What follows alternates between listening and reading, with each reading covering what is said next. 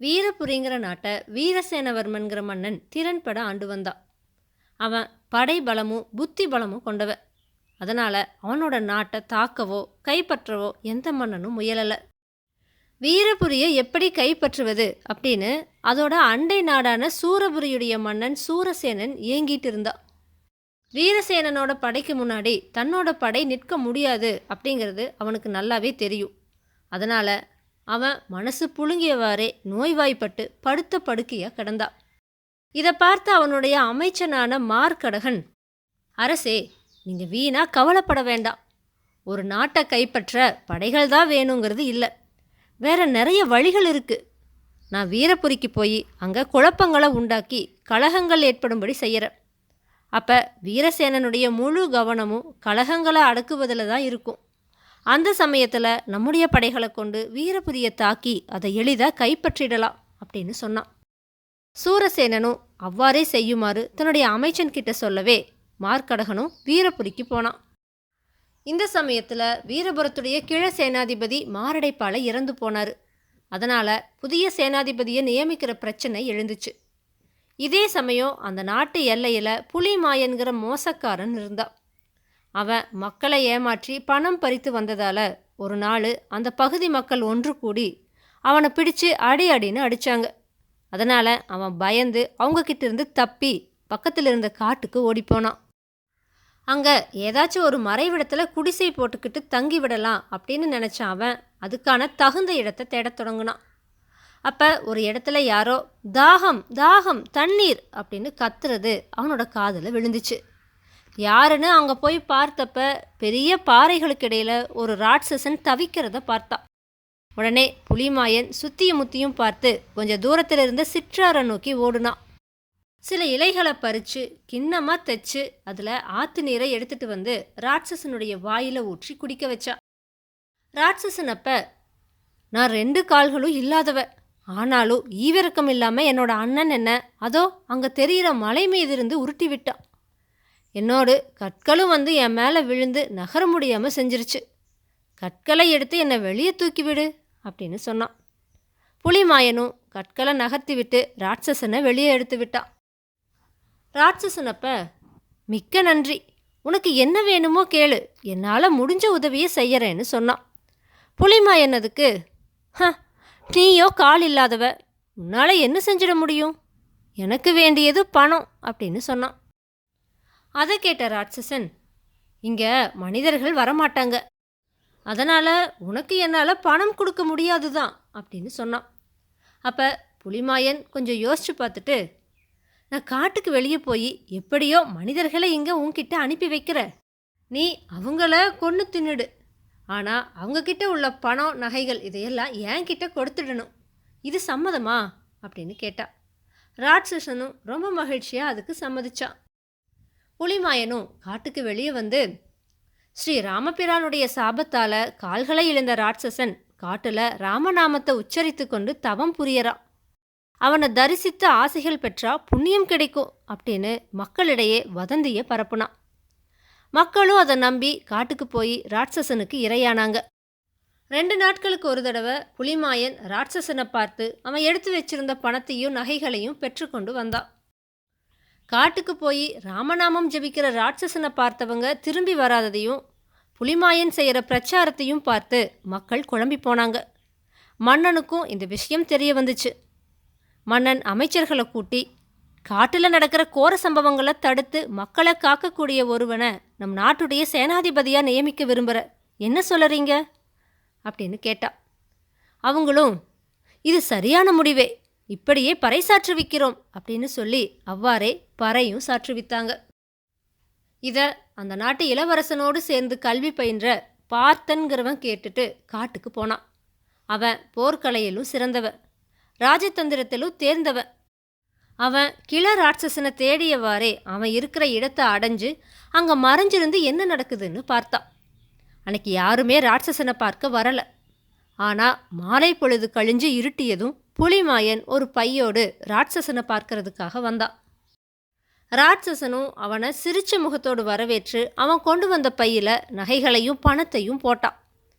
புலிமாயனும் அந்த பையை எடுத்துக்கிட்டு காட்டிலிருந்து வெளியே வந்தப்ப அவனை பின்தொடர்ந்து வந்து பார்த்தன் அவனை பிடிச்சு அடிச்சு இழுத்துக்கிட்டு போய் வீரசேனவர்மனுக்கு முன்னாடி நிறுத்தி, அரசே, இவனுடைய மோச செயலை பறைசாற்றுவித்தா இனிமே யாருமே ராட்சசனை பார்க்க போக மாட்டாங்க. கால்கள் இல்லாத ராட்சசனும் நாட்டுக்குள்ள வரவும் முடியாது, யாரையும் கொல்ல முடியாது, அவனால எந்த தொல்லையும் கொடுக்க முடியாது அப்படின்னு சொன்னான். கத்தியின்றி ரத்தமின்றி தன்னுடைய அறிவை பயன்படுத்தி பெரிய பிரச்சனையை தீர்த்துவிட்ட பார்த்தனை மன்னன் வெகுவா பாராட்டினான். புலிமாயனை சிறைக்குள்ள தள்ளுனான். அடுத்த நாள் தர்பாரில் பார்த்தனுக்கு சேனாதிபதி பதவியை அளிக்கும் விழா ஆரம்பமாகறப்ப பலவீரன்கிறவன், அரசே, இதோ பாருங்கள், காட்டிலிருந்த ராட்சசனின் தலையை வெட்டி கொண்டு வந்திருக்கிறேன் அப்படின்னு சொல்லி தான் வெட்டி கொண்டு வந்த ராட்சசனுடைய தலையை மன்னனுக்கு காட்டினான். அவன் கூட ஒரு கும்பலே தர்பாருக்குள்ள வந்துருச்சு. பலவீரனுடைய தந்தையான போதானந்தர் அந்த நாட்டிலேயே சிறந்த குருகுலத்தை நடத்தி போர்க்கலையில் பல பேர் திறமை பெறுமாறு செஞ்சு வந்தார்.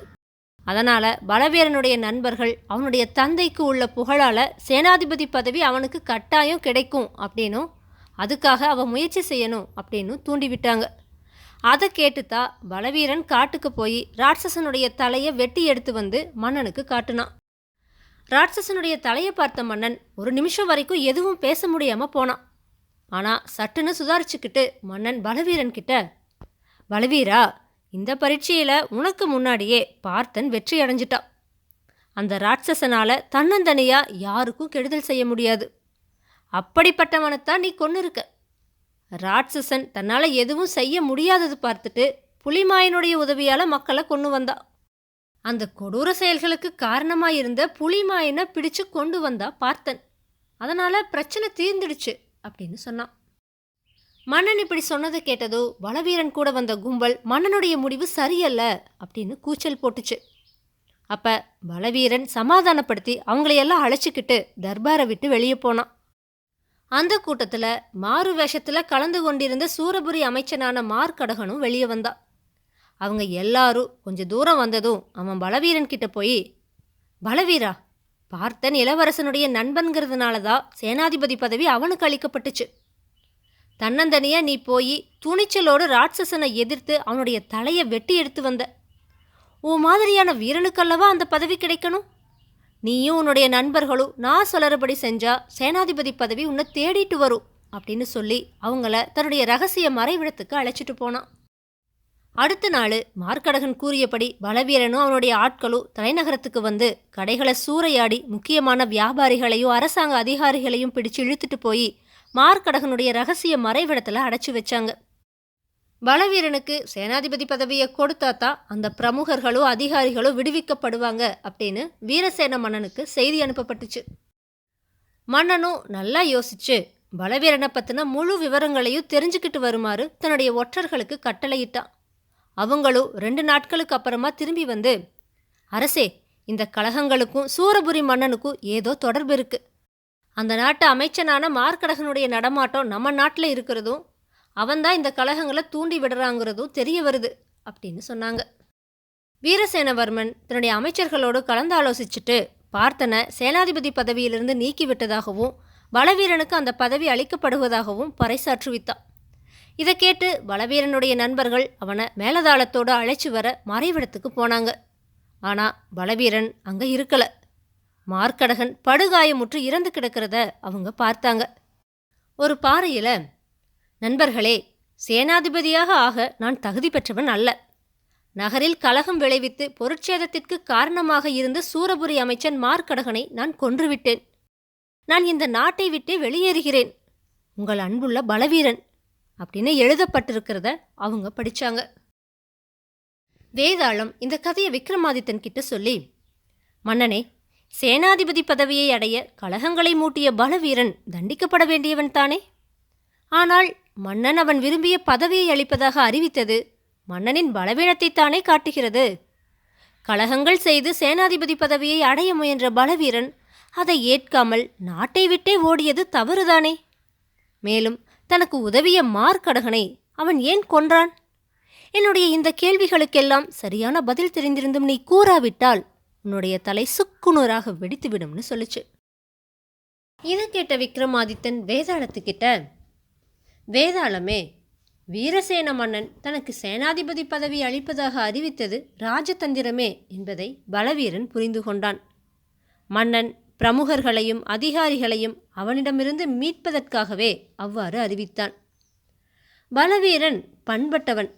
தர்பாரில் தன் நண்பர்கள் வெகுண்டெழுந்த போது அவர்களை அடக்கி வெளியே அழைத்து சென்றான்.